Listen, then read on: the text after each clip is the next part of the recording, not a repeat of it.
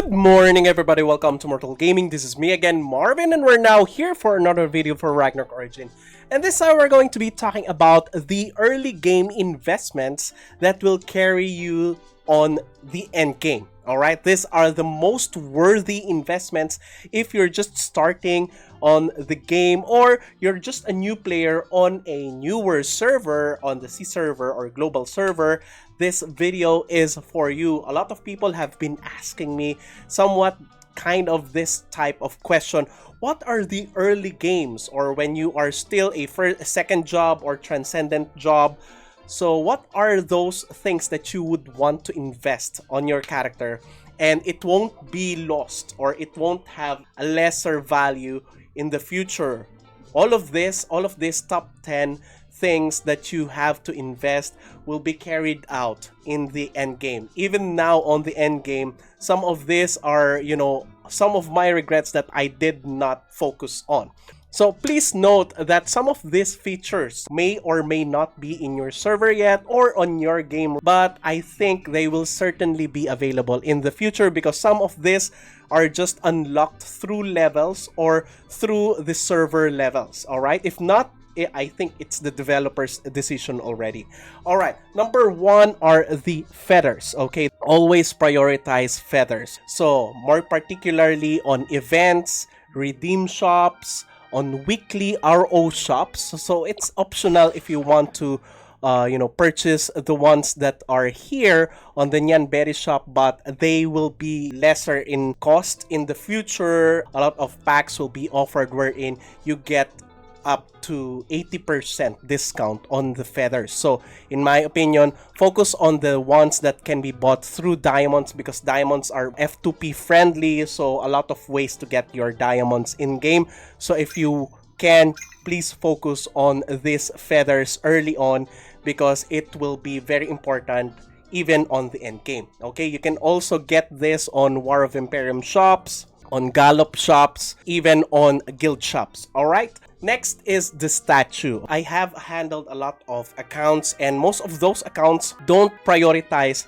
statues. In particular, they don't level up the first 6 statues here. Okay, you have to max out the first 6 Valkyries here because that is the point wherein it will be easier for you to max out the most important Valkyries on the end game, which is the Mist, Intimidation, and Relic Valkyries. So Mist gives you damage versus all sorts of sizes and damage reduction on all sorts of sizes. It also gives you PvP and PvE stats. So these are very important. In the first set of levels here, you would see that the increase would be little. But on the long term, if you have started on focusing on this Valkyries or on your statues, you will have a great advantage versus those who did not put value on this early game. So focus on this. So where do you get this? A lot of people, including me, did not value the Ash of Dilot. So Ash of Dilot is used in the statue shop. So this is where you can get F2P materials in upgrading your statues, and if you did not value or get enough Ash of Dilot in the early game, you would lose all of this F2P value in the end game. So where do you get this Ash of Dilot? So first, the reason why you have to maximize or max out the statues, the first 6 statues here, is that because all of the materials that is used in leveling this up can be dismantled, and all of those dismantled items, for example, when if we're gonna look at this one, for example, the Harp of Wisdom, I've already maxed out the statues that would need the Harp of Wisdom. So everything else would be dismantled, okay? Aside from that, the Shield of Duel, wherein you always get on your dailies. So you can now dismantle it and you get Ash of Dilot. So if you haven't maxed out the first 6 Valkyries, then this won't get converted into Ash of Dilot. Including the materials there would be Dual Lances and Conqueror's Birdies. Okay, so dismantle them. Then now we can upgrade our statues by purchasing the statue materials that are needed here. that would require 120 Ash of Dilots on average, okay, for each material. Aside from that, weekly statue boxes. This may not be available yet on your server, but they will be releasing this once your server level gets very high. So the statue boxes, so particularly the Mist statue part selection box, the relic, and the intimidation boxes.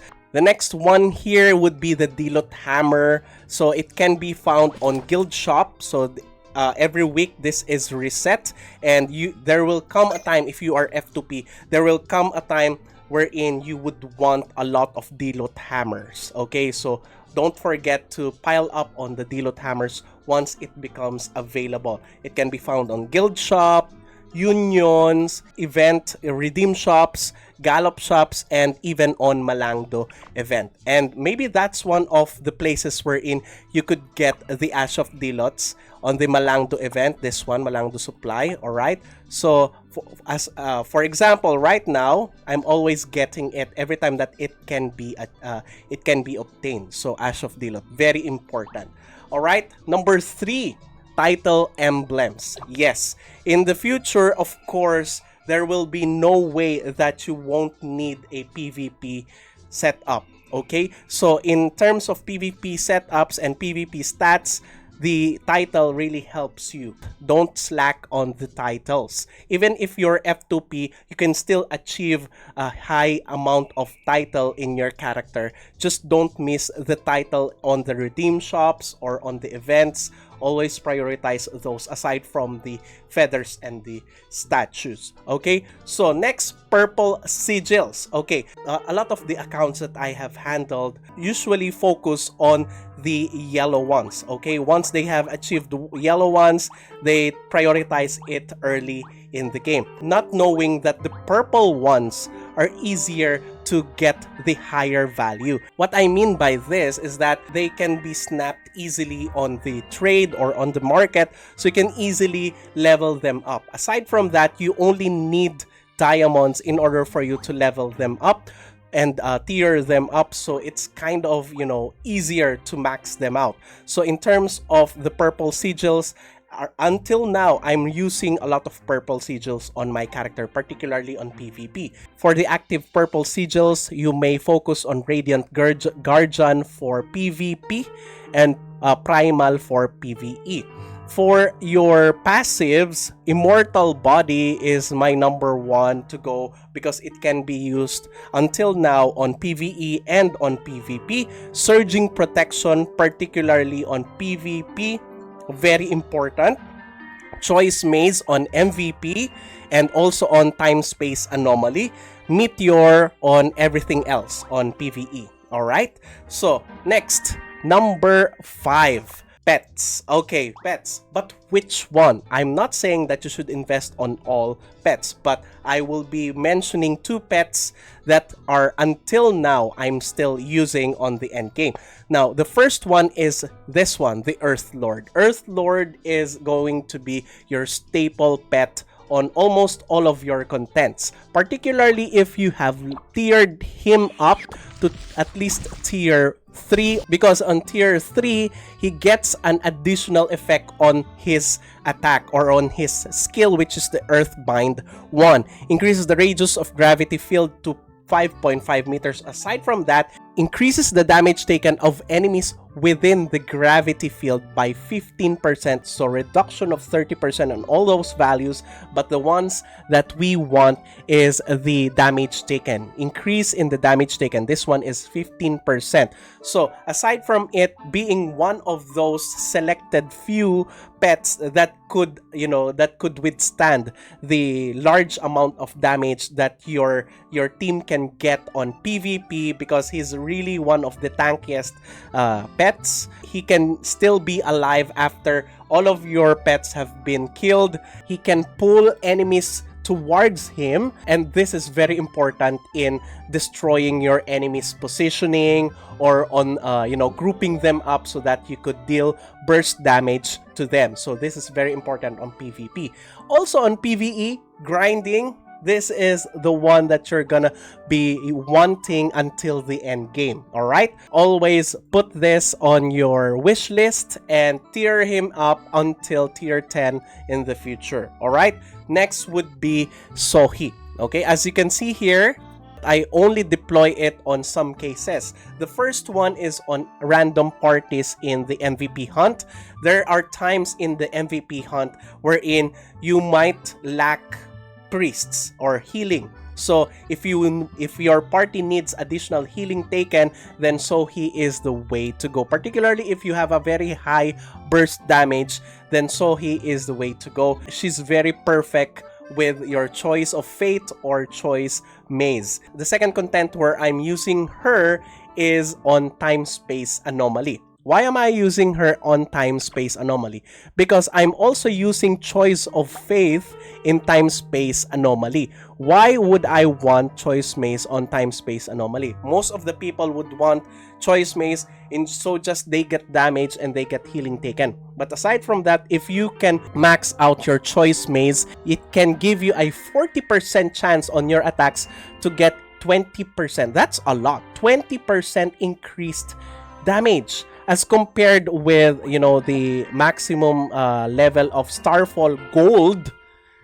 This one, maximum of 10% increase in damage aside from, you know, magical attack or physical attack, as compared with the other purple sigil, which is the Meteor. On max of the Meteor, it's only up to 5% increase in damage. As compared with the Choice Maze, it can give you 20%, and the chance is very much high. 40% chance. That's almost 50-50, right? Aside from that, the chanting speed is also fast, and a lot of classes right now on the end game rely on skills or on casting skills. It will be increased, the speed will be increased by 15%, global cooldown, attack speed, and the chance for you to get damage is only 15%. So that's very low as compared with the 40% chance to increase your damage. So whenever you get damaged, that's the time that the Sohi comes in play. So the Sohi will automatically heal you because it will give you the lifesteal that you need so that you won't die on Time-Space Anomaly. Alright? So I think that's it. Thank you everybody for watching. If you haven't subscribed to my channel, please do subscribe. If you happen to like this video, please do leave a like, share this to your friends, and click that bell notification button so you get notified every time I upload a new video, start a new stream, or a new content. That's it. See you again on the next video. Bye-bye! Now I found you.